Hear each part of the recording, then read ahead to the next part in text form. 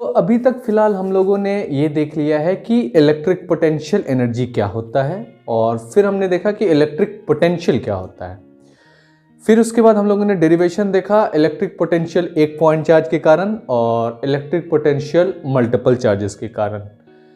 फिर उसके बाद देखा हमने कैसे एक सिस्टम ऑफ चार्ज में इलेक्ट्रिक पोटेंशियल एनर्जी होता है। अब आते हैं, बात करते हैं एक नई कंसेप्ट का जिसको कहते हैं इक्विपोटेंशियल सरफेस। अब ये इक्विपोटेंशियल सरफेस क्या होता है इसको समझते हैं। सबसे पहले जो आपका इक्विपोटेंशियल कहने से पहले मैं आपसे बस एक चीज जानना चाहता हूं कि जो पोटेंशियल का डेरिवेशन किया था एक पॉइंट चार्ज के कारण, उसका फॉर्मूला क्या था। तो उसका फॉर्मूला था V is equal to 1/4 pi epsilon naught Q by R। आई बात समझ में? क्या किया हमने? ये है इलेक्ट्रिक पोटेंशियल का फॉर्मूला, जिसमें सपोज दैट हमने क्या किया, ये चार्ज ले लिया Q जो कि एक पॉजिटिव चार्ज है कि नहीं, जो क्या एक पॉजिटिव चार्ज है प्लस Q। अब इस पॉजिटिव चार्ज के कारण, किस चार्ज के कारण? इस पॉजिटिव चार्ज के कारण इलेक्ट्रिक पोटेंशियल, सपोज दैट कि ये डिस्टेंस है आपका 2 मीटर, 3 मीटर, 5 मीटर या फिर R मान लो। तो सपोज दैट 2 मीटर अभी एज अ रेफरेंस मान, तो Q पे 2 मीटर डिस्टेंस पे फिर क्या करेंगे, इलेक्ट्रिक पोटेंशियल इस 2 मीटर डिस्टेंस पे है कि नहीं, इलेक्ट्रिक पोटेंशियल इस 2 मीटर डिस्टेंस पे, फिर उसके बाद इलेक्ट्रिक पोटेंशियल इस 2 मीटर डिस्टेंस पे, और फिर इलेक्ट्रिक पोटेंशियल इस 2 मीटर डिस्टेंस पे। आई बात समझ में?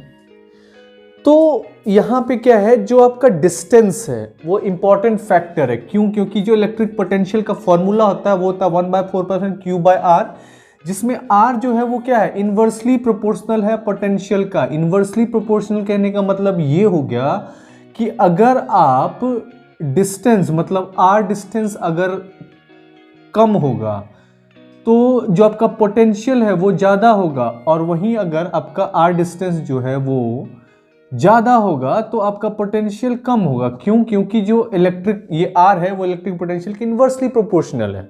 ठीक है, समझ में आई? लेकिन जब R का वैल्यू इक्वल होगा, जैसे कि इस केस में हम लोगों ने लिया 2 मीटर, तो इस पॉइंट P का पोटेंशियल, फिर इस पॉइंट Q का पोटेंशियल, फिर इस पॉइंट R का पोटेंशियल और इस पॉइंट S का पोटेंशियल क्या होगा? सेम होगा। क्यों होगा? क्योंकि चार्ज तो एक ही है बट डिस्टेंस जो है हमने डिफरेंट कर दिया। तो क्या हुआ, जो सरफेस P, इस सरफेस पे जो पॉइंट P है, Q है, R है और S है, उसमें इसी चार्ज के कारण पोटेंशियल हम लोग कैलकुलेट कर रहे हैं। तो इस सारे जगह पे जो पोटेंशियल होगा वो क्या होगा? वो इक्वल होगा। क्यों होगा इक्वल? क्योंकि डिस्टेंस सबका क्या है, 2 मीटर है, 2 मीटर है, 2 मीटर है, 2 मीटर है। मतलब क्या, R है, R है, R है, R है। इसका मतलब क्या कि ये क्या बनेगा, एक सर्कल बनेगा जिसका रेडियस क्या हो जाएगा आपका, R हो जाएगा। ठीक है, और ये जो सर्कल बना, इसी सर्कल के चारों तरफ जो ये सरकमफ्रेंस है, इसी को कहते हैं इक्विपोटेंशियल सरफेस। यही क्या हो गया आपका, इक्विपोटेंशियल सरफेस। तो इक्विपोटेंशियल सरफेस में आपका क्या होता है, जो डिस्टेंस होता है ना वो इक्वल होता है। डिस्टेंस जो होता है, distance from source charge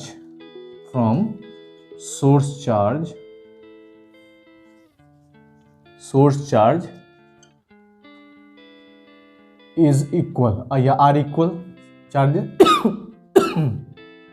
charges are equal. तो ये क्या हो गया आपका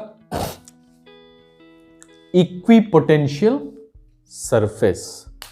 तो इक्विपोटेंशियल सरफेस, ये हर एक सरफेस जो है इससे क्या है, 2 मीटर डिस्टेंस पे है, 2 मीटर डिस्टेंस पे है, 2 मीटर डिस्टेंस पे है, 2 मीटर डिस्टेंस पे। तो इसलिए क्या है, ये सारा जो इस सरकमफरेंस पे पॉइंट होगा वो ही होगा क्या, इक्विपोटेंशियल सरफेस होगा।